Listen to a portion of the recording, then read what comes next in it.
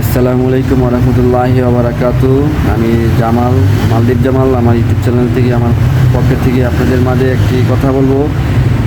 Finger, মালদ্বীপ প্রবাসী যে সমস্ত বাইরের ফিঙ্গার আপনারা দেন না, এই ফিঙ্গারটা অবশ্যই দিয়ে নেবেন। দীর্ঘ আজকে 3 মাস হয়ে গেল ফিঙ্গারের সুযোগ সুবিধা সরকার দিয়ে আসছে মালদ্বীপের, কিন্তু ইতিমাঝে অনেকজনের যারা দেন নাই ফিঙ্গার, সেটা নিয়ে অনেকটা সমস্যা হবে। 30 তারিখের পরে ভাবে একটা অবস্থা খারাপ হবে।